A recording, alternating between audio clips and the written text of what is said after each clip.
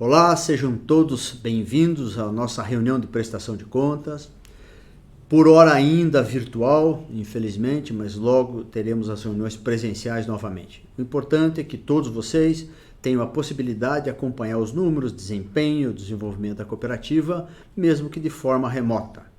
Essa reunião é extremamente importante para que a gente possa analisar o cenário em que está o Sicredi trabalhando e os principais números do Sicredi da nossa cooperativa. Portanto, momento muito importante para nós todos e agradecemos muito a atenção e a dedicação do tempo para vocês, que vocês estão aí prestando à cooperativa. Nossa agenda hoje tratará de 3 temas. Considerações sobre o cenário, importante a gente falar desse momento, né? Desempenho da Sicredi, de uma forma geral, e o desempenho da nossa cooperativa Sicredi Integração Paraná-Santa Catarina. Depois, um vídeo sobre educação financeira, onde o Rafael vai fazer um introito. Importantíssimo esse tema de educação financeira. E isso para nós, sempre que nós trazemos um tema diferente, uma abordagem diferente, para nós é um tema extremamente oportuno. Então, serão aí esses 3 pontos que estarão tratados na nossa pauta, ok? Vamos lá então. Cenário. Bom, sempre a gente consegue, de uma maneira ou outra, posicionar o Sicredi de forma competitiva, independente do cenário. Mas é importante que o associado entenda em qual cenário a gente está. Se nós estamos num barco navegando, em que tipo de mar navegamos? Se é um mar revolto, se é um mar calmo. E nos últimos tempos, aí, em termos de economia nacional, né, o mar não tem sido muito calmo, né? Por vários motivos que não nos importa falar agora, mas é importante que vocês tenham essa percepção. O nosso modelo de negócio, mais uma vez, se revelou eficiente, independente da turbulência, independente dos mercados, independente da economia. Há muitos anos isso é assim, e o modelo de negócio foi forjado para isso em todos os rincões do mundo. Não foi diferente no Brasil, nesses mais de 30 anos aí que a nossa cooperativa existe, ou dos quase notadamente 115 anos que o Sicredi existe no Brasil. Ok? Então vamos lá. Se vocês observarem a análise de maio desse ano, quando foi a primeira prestação de contas do ano, para outubro agora, né, dados referentes à comparação desses 2 períodos, nós observamos aí, em termos de projeção e crescimento de PIB para o ano, não mudou muita coisa. 4,2% para 4,8%, em torno de 4% a 5% o crescimento do PIB do Brasil no ano 2021. É normal isso por conta da retomada do crescimento econômico num período pós-pandemia, num período pós-retração econômica. Para o ano que vem, já as projeções são um pouco menos otimistas. Crescimento positivo ainda, mas alguma coisa em torno de 1,6%, 1,8%, por aí é que está tratado o crescimento econômico do país. Muito bem. Inflação. Nós tínhamos um desenho em maio e outro desenho agora em outubro, projetando taxas de inflação medidas pelo IPCA em torno de 10%, 2 dígitos. Isso interfere sobremaneira em todos os negócios e em especial na taxa de juros, né, que é um termômetro, vamos dizer assim, e é o principal instrumento de política monetária no país hoje, que vai desenhando mais ou menos o cenário que as empresas terão que navegar nos próximos meses. Essa inflação é preciso observar muito. Vários são os motivos dessa inflação, não é só a questão política, infelizmente muito antecipada, a discussão política interfere na economia por conta de N fatores, mas muitas coisas estão sobrecarregando essa pressão inflacionária. Nós temos uma crise energética no Brasil, experimentada em função da crise hídrica. Nossa matriz energética é basicamente usinas hidrelétricas. Mas no mundo inteiro tem a mesma crise de energia. China enfrenta um problema hoje bem grave para tentar adequar a sua matriz energética, que é baseada em usina de carvão, altamente poluidora, e nesse enquadramento, em termos de sustentabilidade, China também enfrenta hoje uma redução de oferta de energia. O mapa de oferta de energia no mundo, ele tem se tornado um problema dos principais países. A Alemanha não é diferente, ela vai ter que migrar as termoelétricas e assim mundo afora. No Brasil, essa questão da energia tem impactado muito. Preço de petróleo, preço da gasolina, taxa de juros, tudo isso eleva, né, a pressão inflacionária e também eleva a taxa de juros. E nós temos também no mundo, viu, uma oferta global retraída, ou por falta de equipamentos, ou por falta de componentes, ou porque a indústria metalmecânica, química leve e outras indústrias não estão a pleno vapor ainda, inclusive por falta de condição de trabalho, dado a pandemia, né?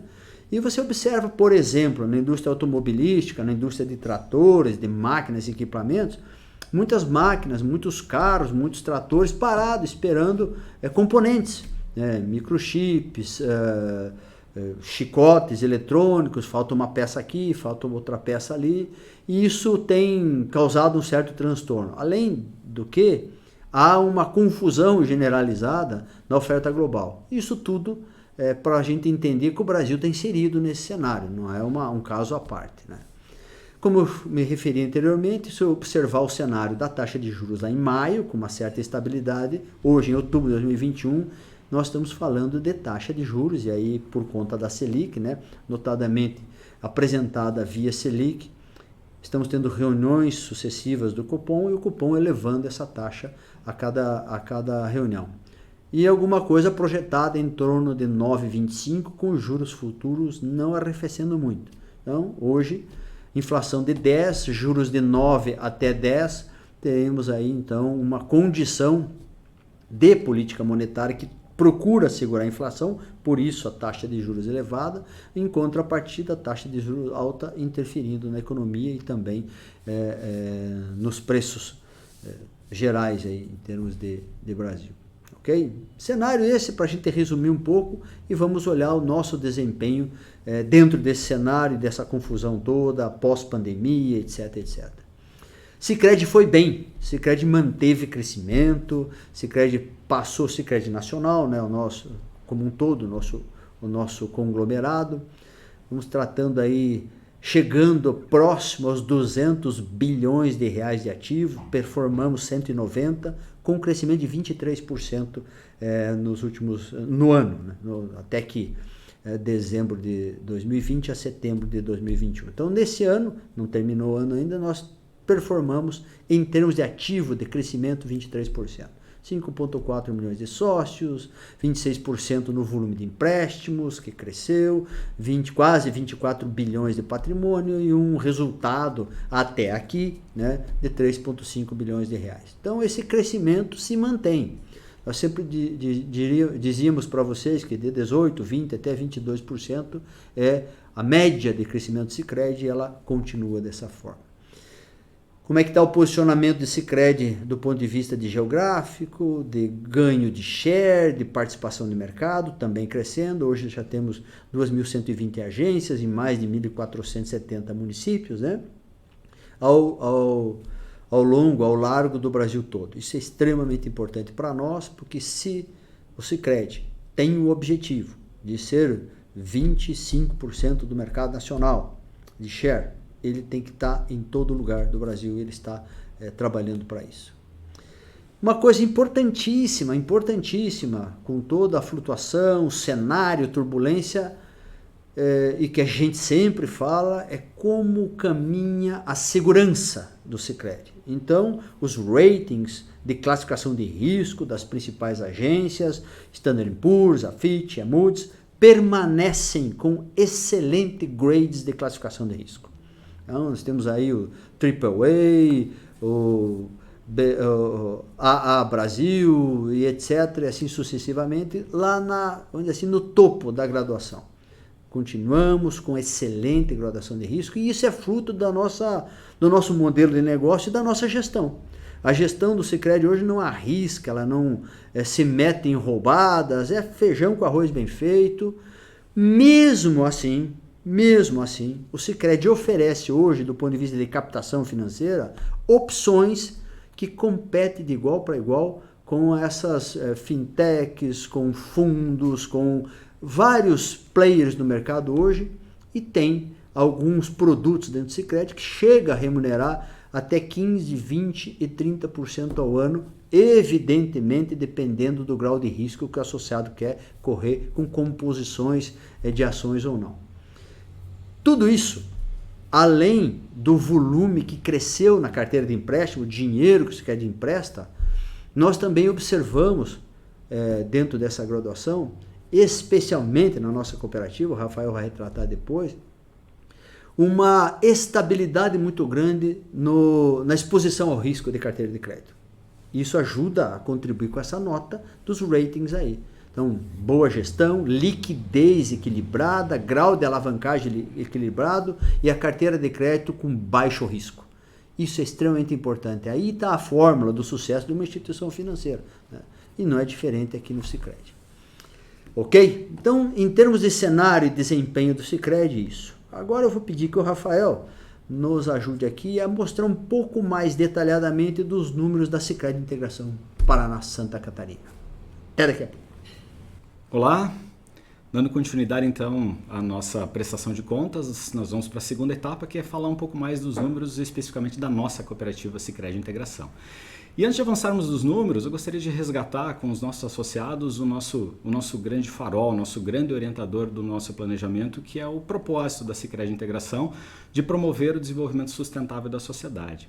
Este propósito, que é o nosso grande guia, juntamente com o Programa de Excelência em Gestão, é que serve de base para o nosso conselho definir as nossas diretrizes e orientadores, é com base neles que nós estruturamos o nosso planejamento e também as ações diárias das nossas agências e da cooperativa. Aqui o quadro, o resumo dos grandes números, o avanço também que nós tivemos entre dezembro de 2020 e setembro de 2021, mais ou menos espelhando os dados sistêmicos apresentados há pouco. Então nós chegamos ao mês de setembro com 37.400 associados, um crescimento de 8% nesse ano, arredondando números 1 bilhão e 200 milhões de ativos, um crescimento bastante relevante de 18% nesse ano de 2021.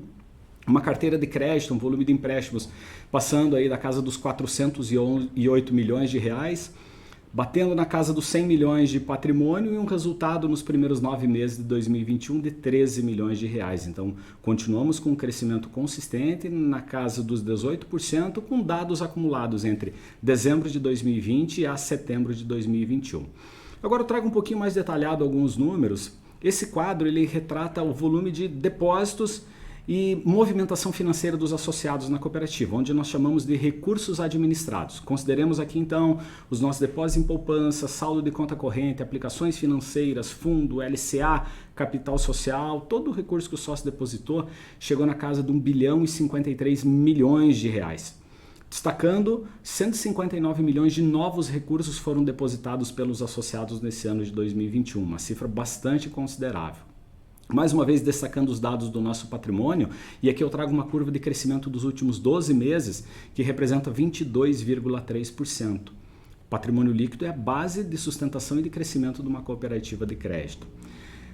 Um dado extremamente importante, porque além de olhar avanço, além de olhar crescimento, além de olhar tamanho, esse aqui são dois indicadores que medem a qualidade, eficiência e garantia de que tudo que nós fazemos está sendo conduzido de uma forma segura. São os indicadores aí destacados pelo mapa de supervisão e pelos indicadores de risco através da nossa declaração de apetite ao risco. Esses dois indicadores atingiram nota 10, 100% no mês de setembro. Então é uma forma de aferir se aquilo que nós estamos executando tem mesmo qualidade e vai ajudar a garantir longevidade do nosso empreendimento. Um destaque extremamente importante para esses dois indicadores. Aqui uma outra informação extremamente relevante, que é a percepção do associado sobre os produtos e serviços da cooperativa e sobre como a cooperativa está sendo conduzida. A nota NPS, que é o Net Promoter Score, chegou a 68,3% de promotores líquidos no mês de setembro. É uma opinião extremamente favorável dos associados e para a gente ter uma base relativa e comparativa, a média das instituições financeiras do Brasil não chega a 40% de Net Promoter Score, a nota de avaliação dos seus clientes. Então temos aí um nível extremamente acima da nota média das instituições.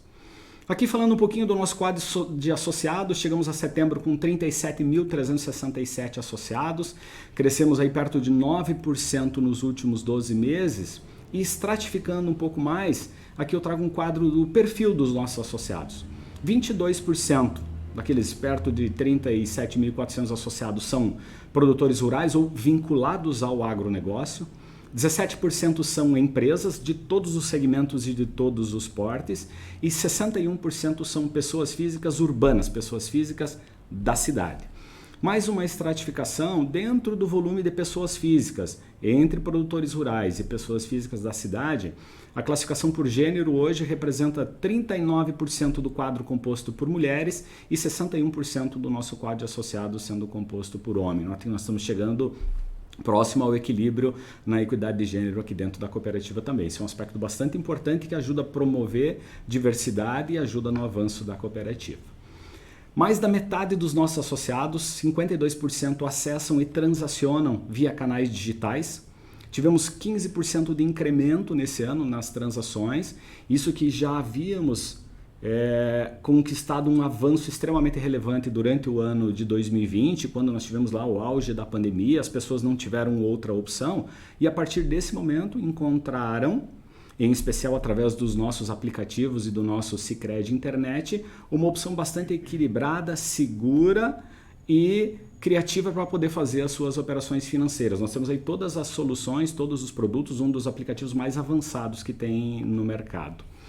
Volume da carteira de crédito, passando aí da casa dos 408 milhões de reais, é o dinheiro retornando à economia, financiando a atividade dos nossos associados. E por fim, dentro dessa segunda pauta, comentar com os associados como está a nossa estratégia e o nosso cronograma de abertura de novas agências, ou eventualmente mudança de endereço daquelas agências que nós já temos. Então está prevista agora para o dia 6 de dezembro a inauguração da nossa nova agência no novo município, na cidade de Papanduva. Uma agência que já está na finalização das suas obras, a equipe já está constituída, já está em treinamento e a partir de 6 de dezembro essa agência passa a funcionar lá em mais um município da nossa área de atuação de Santa Catarina. A nova agência de Campo Largo, mudança de endereço da nossa atual agência vai ocorrer no dia 13 de dezembro, data da inauguração também já marcada, um ambiente mais amplo, mais moderno e diferenciado para poder ampliar o nosso volume de negócios em Campo Largo. Paranaguá, nossa agência de Paranaguá ela também está em obra, a mudança para um novo endereço, muito próximo ao nosso endereço atual, também uma agência extremamente mais ampla, moderna, confortável para os nossos associados. A agência de Canoinhas, nós também já estamos na execução das obras para a mudança de agência para um novo endereço, também uma agência mais ampla, e destacando que dessas 4 agências que eu comentei, assim como todos os demais imóveis hoje ocupados pela Sicredi Integração, não são de propriedade da cooperativa, são de terceiros. Nós procuramos não imobilizar o patrimônio do associado, trazendo ele para promover desenvolvimento e alavancagem do nosso crescimento.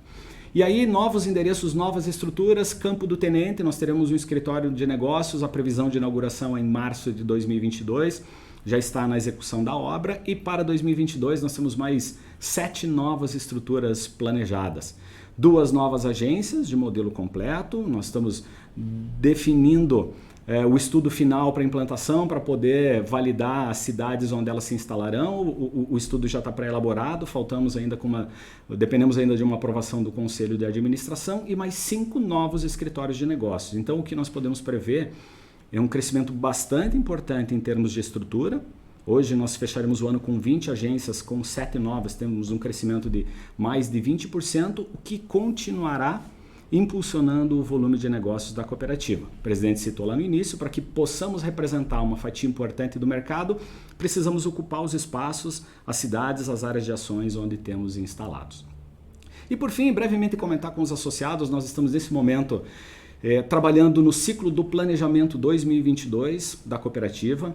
E quando nós estamos trabalhando nesse ciclo, vamos retomar uma observação feita pelo presidente no início, né? O cenário ele é relativamente conturbado, não só momentaneamente, mas também o que se desenha para todo o ano de 2022. Então, ao mesmo tempo que estamos otimistas com o que tem pela frente, com base no crescimento, no desempenho, na performance, no equilíbrio, no cuidado com que vimos conduzindo e gerindo os negócios da cooperativa, temos também uma certa cautela pelo cenário pouco ainda complexo que se desenha pela frente, mas é nesse ambiente que nós navegamos e assim nós conduziremos as estratégias e o trabalho da cooperativa durante o ano de 2022. Eu agradeço a atenção de cada um e eu devolvo a palavra ao presidente. Ok, chegando aí ao final da nossa prestação de contas propriamente dita, falta agora o vídeo, que o Rafael fará a introdução. É importante tirar uma conclusão aqui. Seguimos crescendo e inaugurando novas agências. Essa é a resposta que a Sicredi Integração dá ao momento atual e também confiando muito nos nossos associados que depositam na Sicredi Integração, vamos dizer assim, a expectativa de desenvolvimento. Estamos cumprindo com isso. O Sicredi Nacional também cresce, avança muito. E lembrando sempre, Sicredi é a alternativa ao modelo de negócio que está aí hoje, né? A concentração financeira dentro do mercado financeiro ela não é muito boa para qualquer mercado. Então, essa alternativa dentro do Sicredi, que se revelou eficiente, segue crescendo.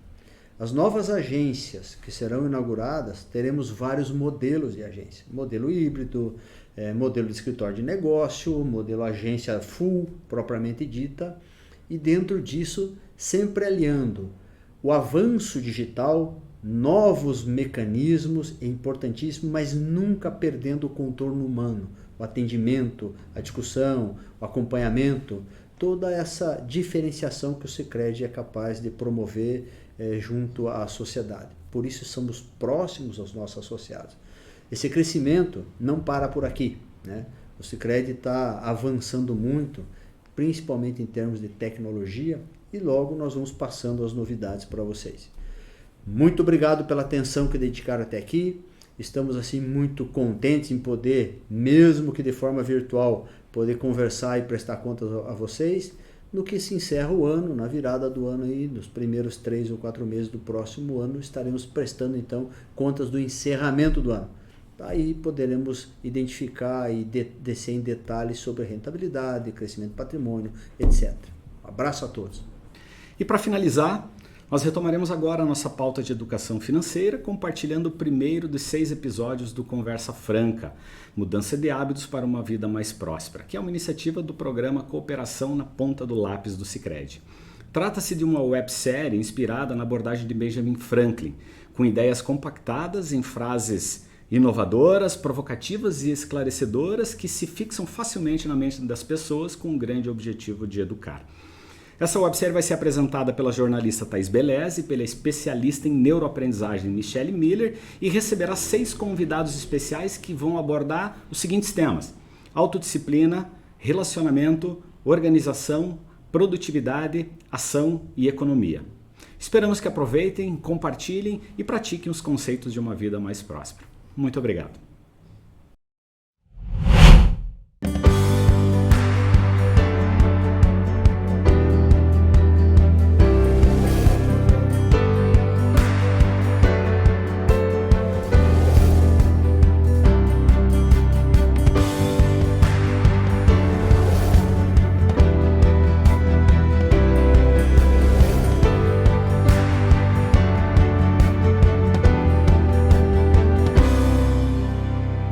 Olá, tudo bem contigo? Seja muito bem-vindo ao Conversa Franca, Mudança de Hábitos para uma Vida Mais Próspera, uma iniciativa do programa Cooperação na Ponta do Lápis do Sicredi.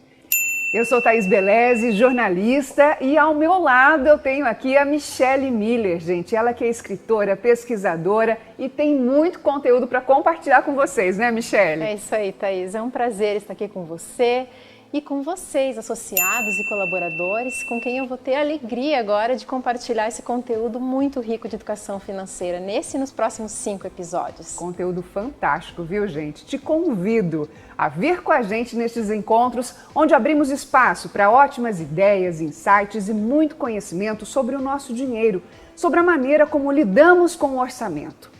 Neste tempo de qualidade contigo, vamos discutir fatos do passado, do presente e o que nos sinaliza o futuro da educação financeira. Por isso, traga a família, amigos, associados, quem está próximo a você aí e aproveite o conteúdo que nós iremos te passar. Feito com muito carinho, gente. Inclusive, trazendo referências da cartilha de Educação Financeira do Banco Central. Gente, é um trabalho prazeroso que agora vem em vários formatos, não é, Michele? É isso aí. E como curiosidade, os temas abordados aqui estão nessa websérie, em podcast e também em aulas específicas para treinamento. Não vai faltar oportunidade para você se aprofundar e usar de vez a educação financeira a seu favor. E ainda teremos vários convidados, né, Thaís? Sim, convidados especiais, gente, em cada episódio, para nos acompanhar nesta viagem pelo mundo do dinheiro. Entre eles, só para você ter uma ideia aí, nós teremos o monge e mestre em meditação, hoje já o Satyanata, a Mari Ferreira, do perfil @tostãofurado, que é palestrante e especialista em educação financeira. Tem ainda o Erasmo Vieira, mestre em administração e inteligência financeira, entre outros. São profissionais super especiais, cheios de conteúdo incrível para o nosso dia a dia. Então vamos lá? Para te explicar bem certinho, você vai estar com a gente então em 6 episódios. O primeiro, autodisciplina. Depois, produtividade. Na sequência, vamos falar ainda de organização. Discutiremos também a ação, economia e, por último, relacionamentos. Já deu para ter uma ideia? Garanto para vocês que tem muita chance de aprendizado por aqui, viu? Ainda mais porque, sabe por quê? Porque em todos os encontros vamos falar sobre as virtudes. Você sabe o que é uma virtude? Geralmente nós entendemos essa palavra pela perspectiva da nossa cultura, da nossa família. Fato é, pessoal, que ao longo da história, inúmeros filósofos trouxeram explicações sobre o que seria virtude. Sob a ótica de Aristóteles, por exemplo, a virtude é entendida como uma prática e não como sendo um mero conhecimento ou algo natural de cada ser humano. Portanto, para ele se faz necessária a sua prática constante como um hábito. A prática da virtude inclina a pessoa para o bem, que é a busca pela felicidade. E outro grande nome que fez história e vai nos nortear aqui no Conversa Franca é o Benjamin Franklin, que, como já escreveu a nossa pesquisadora Michelle Miller, foi uma mente incansável, que tinha como um dos seus grandes objetivos aprimorar-se como ser humano e agir sobre o comportamento dos leitores.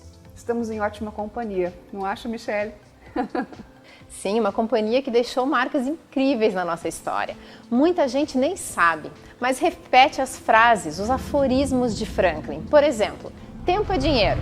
Você já ouviu falar nessa frase? Com certeza, né? É uma das mais famosas. Outra, a dedicação é a mãe da sorte. Conhece? Bem, vamos trazer vários aforismos ao longo das nossas conversas, justamente porque são frases curtas, mas plenas de sabedoria. Tomara que você goste. E por que escolhemos Benjamin Franklin para este conteúdo sobre educação financeira? Para quem está em dúvida, viu, pessoal, é aquele da carinha estampada na nota de $100 americanos. Mas claro, além disso, Franklin é um dos personagens mais marcantes da história dos Estados Unidos, justamente porque fez e faz muita gente refletir sobre o comportamento humano através dos seus pensamentos, histórias e atitudes. E você ainda pode estar se perguntando, mas por que iremos refletir sobre pensamentos de uma pessoa que viveu em uma época tão diferente, em outro país, numa realidade tão distante? Realmente, em meados de 1700, quando ele nasceu, o mundo era bastante diferente. Muita coisa que usamos diariamente não existia.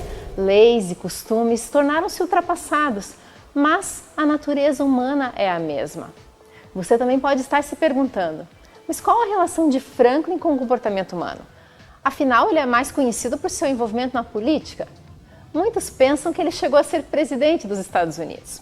Isso ele não foi, mas foi muitas outras coisas. Aliás, olha só o que ele poderia responder se lhe perguntassem: Franklin, afinal, o que você faz? Bem, eu sou jornalista, escritor, político, filósofo, ativista cívico, humorista, diplomata, cientista e nas horas vagas trabalho em invenções revolucionárias. Se você usa óculos com lentes bifocais, foi uma invenção minha. E também é provável que você se beneficie de outra coisa que criei: os para-raios. Antes disso, fiz uma experiência perigosíssima com uma pipa para mostrar que os raios são descargas elétricas. Estava quase esquecendo de acrescentar que também sou abolicionista. Luto pelo fim da escravatura. Podemos dizer que Franklin tem tudo a ver com o momento em que nós vivemos. Podemos sim ter inúmeras funções, profissões ao longo da vida, não é? E por isso mesmo, ainda mais importante, sabermos lidar com a nossa vida financeira.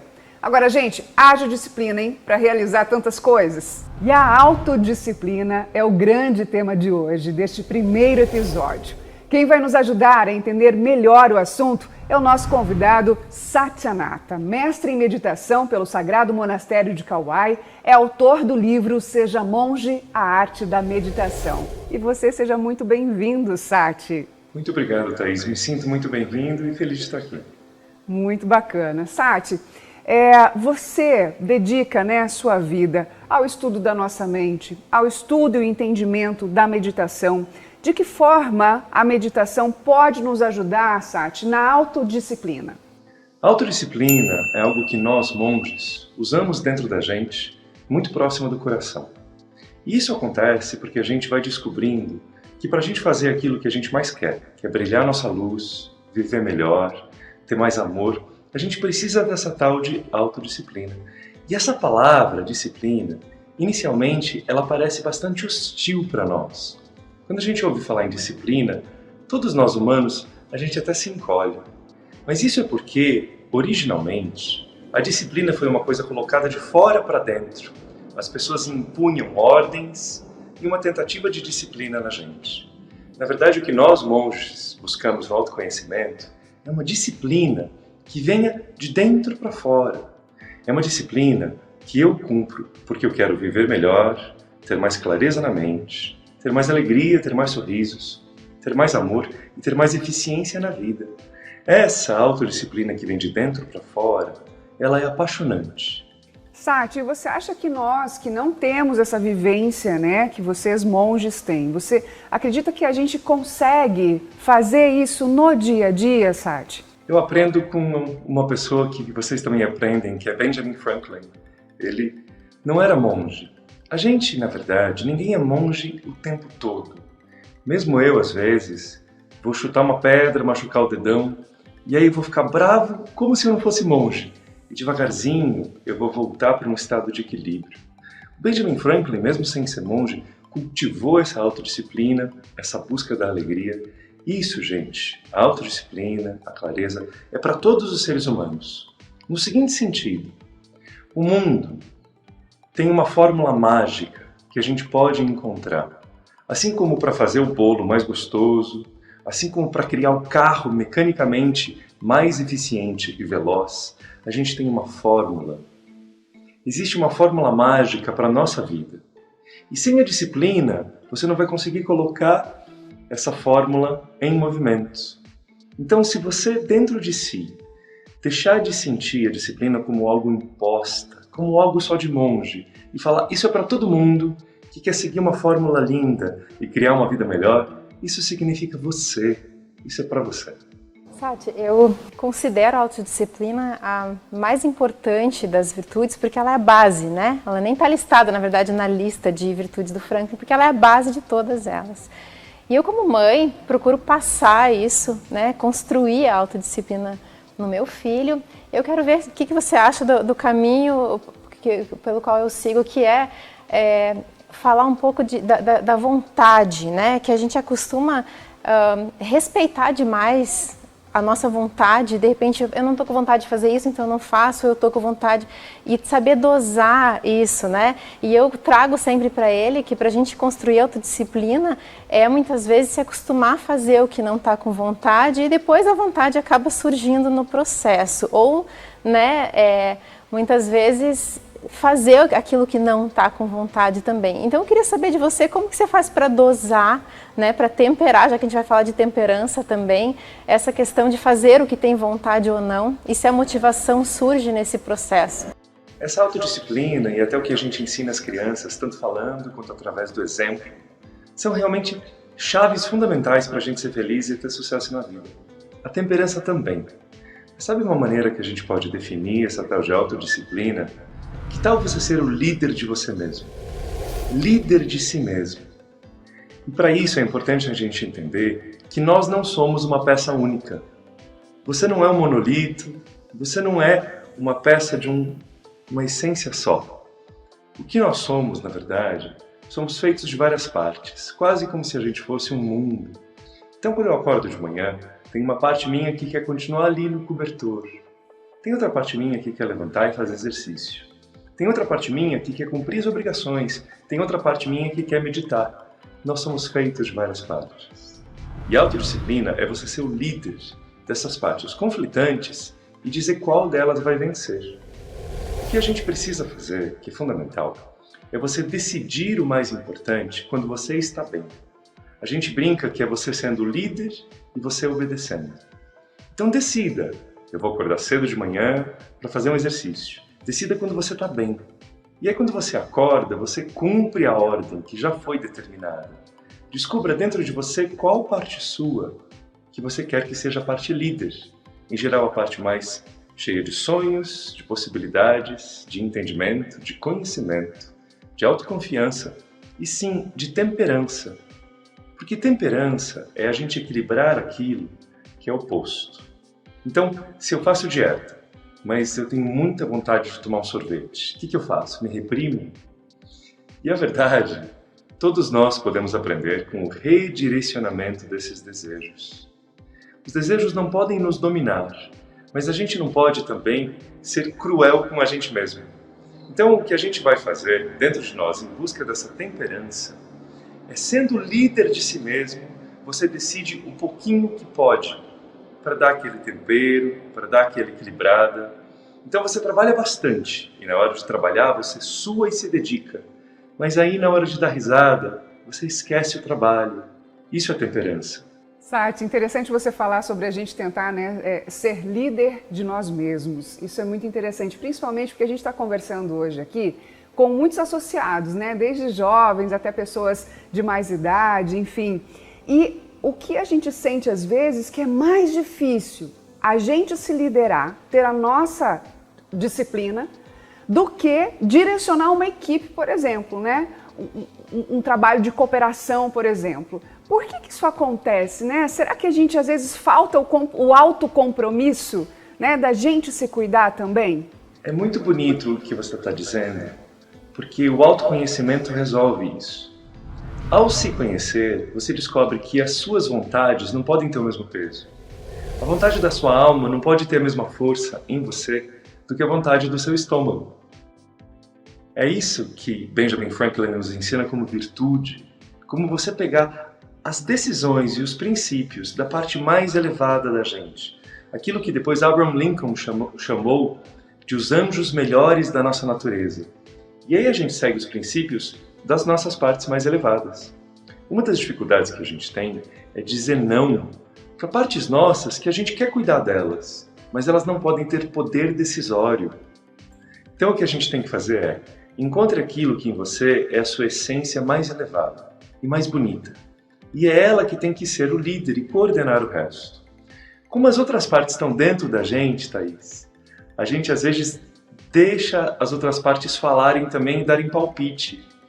Mas esses palpites têm que ser ouvidos com muita delicadeza, porque eles são só palpites. A decisão tem que vir da luz dentro da gente. E é por isso que às vezes é muito bom você decidir coisas grandes quando você está bem. Você vai, respira, faz uma oração, faz uma caminhada, abraça uma árvore, fala com as pessoas mais inteligentes e aí você toma decisões que vão ficar. Porque depois o resto da gente, o meu medo, a minha preocupação, vai chegar em mim e dar palpite. Mas se a minha melhor parte decidiu, eu tenho que deixar que a minha luz seja líder de mim. Sati, quando o assunto é dinheiro, quanto é importante usarmos a temperança na nossa vida? Eu vou começar respondendo sua pergunta de uma maneira inusitada. Benjamin Franklin estudava eletricidade. Ele estudava a energia. A energia flui. Ela flui para onde ela encontra caminhos. E o dinheiro é uma energia. Ele vai fluir muito fácil. O dinheiro pode ir para os lugares errados. A temperança serve para a gente entender que dentro de nós podemos contribuir para esse dinheiro crescer e ir para o lugar certo, ou escoar como uma eletricidade num fio terra, como uma água que corre para o rio. A temperança dentro de nós vai fazer com que essa energia, que é o dinheiro, possa ir para onde realmente vai criar prosperidade, alegria e um bem-estar que Benjamin Franklin também sugeria para nós. Ele era uma pessoa bastante feliz. Essa temperança, essa autodisciplina, não significa que nós temos que nos reprimir, mas sim que ter ponderação. A impulsividade ocorre com todos os seres humanos. E muitas vezes a gente compra coisas que não precisa. A gente compra porque está com dinheiro. Estar com dinheiro não é o suficiente para você comprar nada. Achar bonito não é o suficiente para você comprar nada. Isso não é nem ecológico. Que tal você considerar que assim como você tem a sua energia do dia, energia da sua luz, energia da sua mente, você tem uma energia monetária, que você pode colocá-la quase como a gente rega as plantas com a água. Onde você colocar, aquilo vai crescer. Então cuidado de não colocar esse dinheiro em coisas que não crescem. Às vezes a gente rega árvores secas, às vezes a gente rega desejos momentâneos, mas entender o dinheiro como uma energia fluida, que pode escoar para longe, mas se a gente regar a coisa certa, ela vai florescer e beneficiar a todos. Era isso que Franklin ensinava. Nossa, adorei a maneira como você colocou, né? Essa energia monetária, Michele. Fica até visualmente para a gente, Sati, fica muito claro, né, de que a gente realmente precisa cuidar dessa energia, Michele. Sim, com certeza. É uma forma bem visualizável de enxergar o dinheiro e para onde ele vai, né? E me ocorreu aqui que um dos fatores por trás dessa falta de temperança, essa dificuldade muitas vezes que a gente tem de dosar, pode ser a ansiedade. E como que a gente faz, né? Você concorda com isso? E como que a gente faz para identificar essa ansiedade dentro da gente? Que eu percebo que muitas vezes a gente nem percebe, né? As pessoas nem sabem o quanto elas estão ansiosas, e até uma ansiedade de status, né? Como a Alain de Botton sempre traz, ou outros tipos de ansiedade que a gente pode estar vivendo agora. E como é que a gente faz para identificar isso dentro da gente como primeiro passo para lidar com essa falta de temperança? Eu acho sua pergunta tão linda, e ela é linda porque ela vai ajudar muitas pessoas. A gente tem realmente uma epidemia mundial de ansiedade.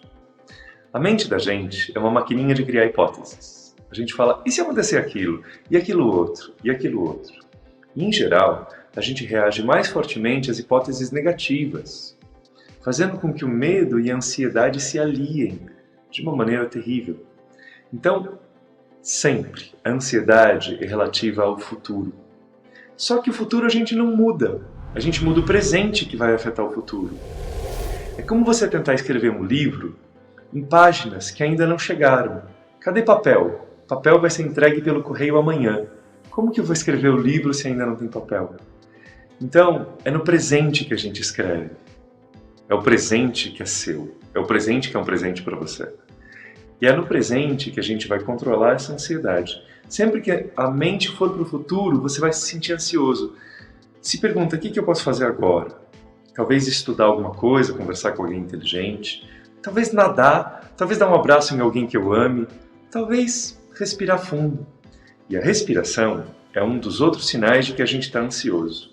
Quando a gente está ansioso, a gente respira só no topo do peito. Quer ver? Uma pessoa ansiosa é assim, nossa, eu estou com a respiração muito curta, porque, nossa, você não sabe, vai dar tudo errado, e eu estou muito ansioso e preocupado. Enquanto que quando a gente respira com o peito inteiro, deixando o ar entrar em todo o tórax, o abdômen, e a gente solta o ar devagar, a gente volta para o presente, o corpo se sente amado, a minha alma brilha, e aí eu consigo lidar com o futuro, começando a construí-lo agora. E o interessante é que a gente, quando é bebê, faz exatamente essa respiração, não é, Sati?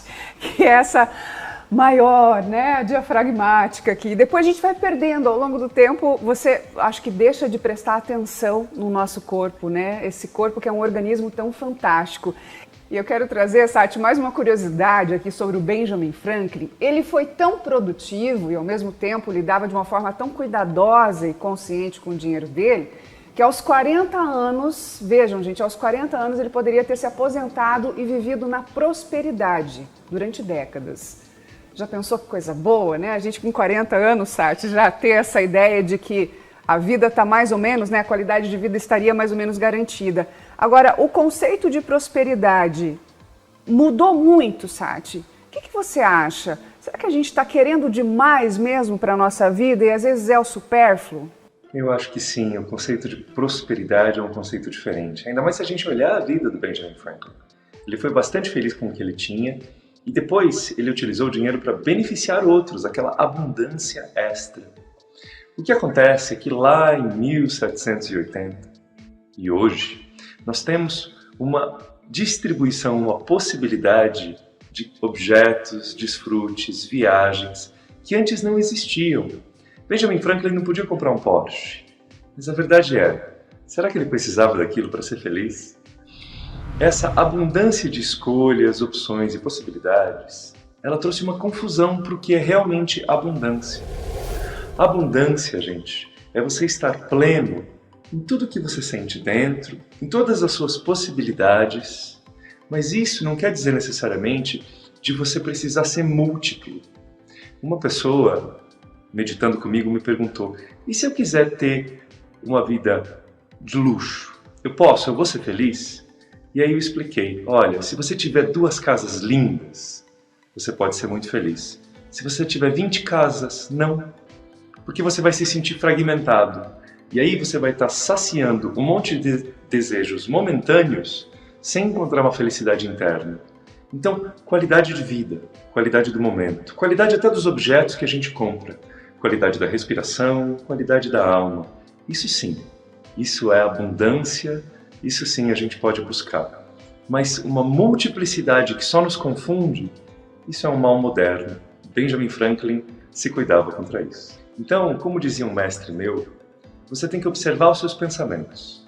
Às vezes, os pensamentos saem um levando ao outro e a gente, quando vai ver, nem está mais com a própria opinião na cabeça. Está com uma opinião que foi colocada pela mídia, por um amigo, por um desejo falso, por um anúncio de alguma coisa. A gente, para entender esse fluir dos pensamentos e encontrar quem a gente realmente é, precisa de um pouco de silêncio, mas principalmente precisa observar os efeitos da vida na gente. Porque os objetos, os relacionamentos, eles importam na medida que eles nos afetam. Se é uma pessoa que sempre que ela chega, você se sente incentivado a ser melhor, se sente valorizado, essa pessoa tem um efeito positivo, mantenha ela no seu círculo. Agora, quando você compra um objeto só porque ele é bonito, e só para causar inveja nos outros, aquilo só vai te drenar. Não é o que a gente quer manter. É melhorar dia a dia, né, Sati? E olha, outro fato interessante sobre Ben Franklin é que ele resolveu que não iria parar não, mesmo já com mais idade. Na verdade, a estabilidade financeira lhe garantiu o tempo necessário para que ele investisse em algo importante para ele e com retorno financeiro incerto. As suas invenções científicas, as suas descobertas, entre elas o fato dos raios serem descargas elétricas. Aliás, feito que é considerado por alguns historiadores e biógrafos como uma de suas conquistas mais importantes, não é, Michele? Com certeza. Ele ainda dedicou uma grande parte da sua vida ao aperfeiçoamento do seu próprio caráter. O grande objetivo de Franklin era ser uma pessoa virtuosa, que age de forma prudente e ética. Para isso, ele refletiu muito sobre as virtudes e criou uma lista com aquelas que ele considerou as mais importantes. Depois, planejou como exercitar cada uma. E olha só essa lista, gente, com algumas das virtudes, que interessante. Tem aí a temperança, a moderação, que a gente já tem falado bastante aqui, né? Não coma até ficar farto, não beba para ficar alterado, evite os extremos. Vem também a virtude do silêncio. Fale apenas se for para o benefício seu ou de outros. A ordem. Tem um lugar para cada coisa e um horário para cada atividade. A resolução. Resolva executar o que planejou e execute sem desistir.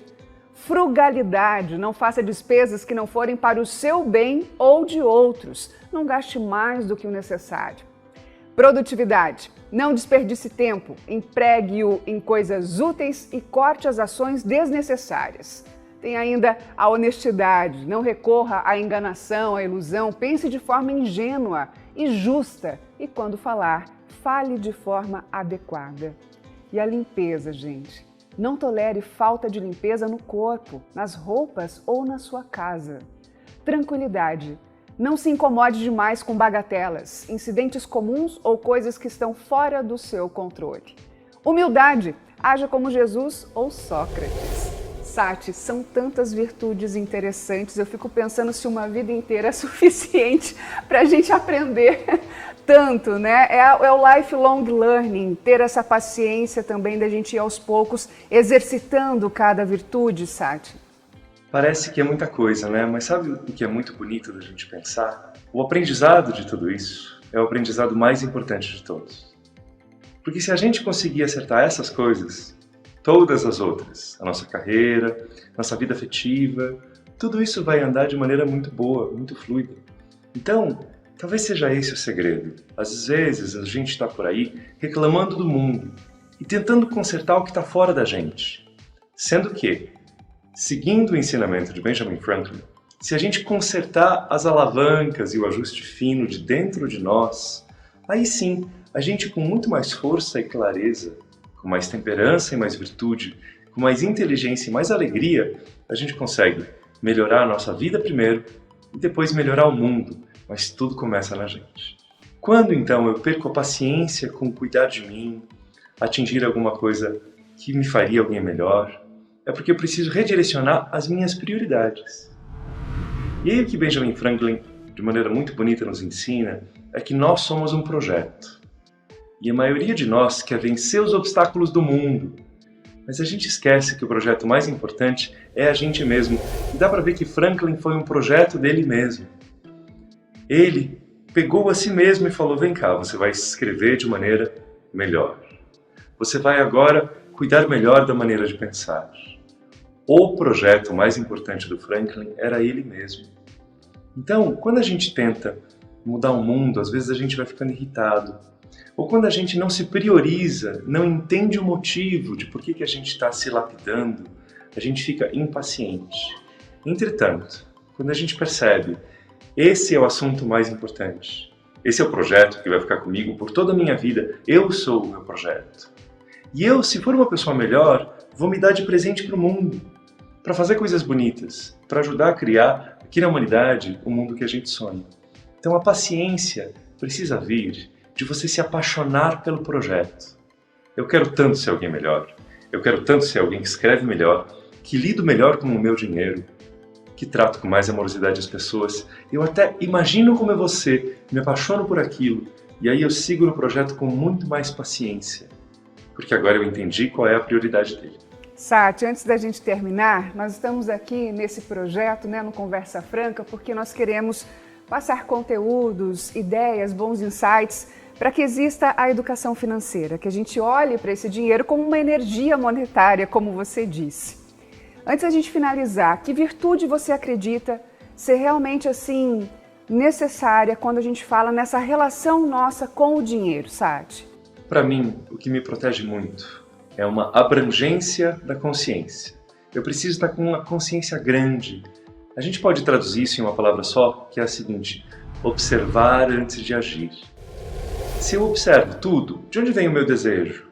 Quanto que tem dessa energia monetária? A quem vai beneficiar? Quanto tempo eu tenho para fazer isso? Quando eu observo, o meu processo cognitivo e a minha inteligência tem tempo de agir. Se eu observo bastante, se eu acalmo as minhas emoções, aí as minhas decisões são muito melhores. Então, observar a mente pensando, observar a consciência, dar tempo ao tempo desse processo decisório, isso para mim é fundamental para decidir tudo que é importante na vida. Muito obrigada, Sati. Olha, queremos te agradecer demais por ter estado aqui com a gente nesse primeiro Conversa Franca, que está cheio de convidados incríveis, Sati. Muito obrigada pela sua experiência, seu tempo, por compartilhar o seu conhecimento com a gente. Humildemente agradeço. Tem sido uma delícia estar aqui com vocês e conversar com todo mundo que vai nos ver. Obrigada, Sati. Tchau, tchau. E para ir finalizando esse nosso primeiro episódio, eu quero falar contigo sobre um dos textos escritos por Franklin, O Sábio e o Boêmio, Prazeres do Sentido versus Prazeres Divinos. Para ilustrar a batalha entre uma vida virtuosa e uma vida voltada à realização dos desejos, Franklin publicou em um jornal uma conversa entre dois amigos, o Horácio, um boêmio que vivia em busca de prazeres, e o Philocles, um sábio filósofo. O Horácio voltava seus dias à autogratificação, ou seja, em busca de formas de agradar a si próprio. Tudo aquilo que era bom ele fazia em excesso e evitava fazer o que não lhe dava prazer. Com isso, acabou com algumas dificuldades e foi se aconselhar com Philocles, que parecia lidar muito bem com os problemas da vida. O filósofo lhe disse que a causa por trás dos seus problemas era simples. Faltava-lhe amor próprio. Olha que interessante, gente. O Horácio não entendeu. Afinal, se ele fazia tudo para agradar a si mesmo, argumentou, como poderia ter mais amor próprio? O Philocles respondeu que o homem que ama a si mesmo procura fazer o bem a si em toda a sua existência, não apenas no presente. Olha aí, gente, a autodisciplina. Não paga um preço muito alto pelos desejos de agora e evita se prejudicar no futuro. Nas palavras do escritor, a sua explicação foi, abre aspas, na hora de decidir se algo é bom ou não a você agora, você precisa pensar se essa atitude é consistente com a sua felicidade amanhã, na próxima semana, no próximo ano. Se quiser viver bem, é preciso cuidar da sua felicidade agora e também no futuro e jamais construir uma sobre as ruínas da outra. Fecha aspas. O boêmio representa aqueles que buscam gratificação ou recompensa imediata. O sábio, gente, representa os que conseguem adiar a recompensa, aqueles que têm controle sobre os impulsos, que enxergam as consequências dos seus atos a longo prazo. O filósofo resume isso com sua característica clareza. Os prazeres do corpo acabam quando acaba a ação, mas os prazeres divinos continuam mesmo quando a ação termina e se expandem para além das nossas mãos por reflexo. Nós vamos ficando por aqui neste primeiro episódio sobre autodisciplina. Tomara que você tenha aproveitado, viu, gente? E logo voltaremos com mais conhecimento para você. No próximo episódio, vamos falar sobre produtividade. Ai, produtividade. E então, você aí se sente produtivo? Como é que mantém a organização das prioridades da sua vida sem perder o controle do orçamento? A gente vai ter menos tempo para realizar as transformações que contribuam de maneira significativa para a sociedade, por exemplo. O que é produtividade? Na verdade, diz assim, produtividade é fazer mais com o mesmo ou fazer o mesmo com menos. Não perca, gente, te esperamos com mais conteúdos relevantes. Virtudes, histórias reais e muito atuais de Benjamin Franklin, dos nossos convidados que nos ajudam também a ir em frente com o nosso equilíbrio financeiro. Nos vemos então, hein? Até mais!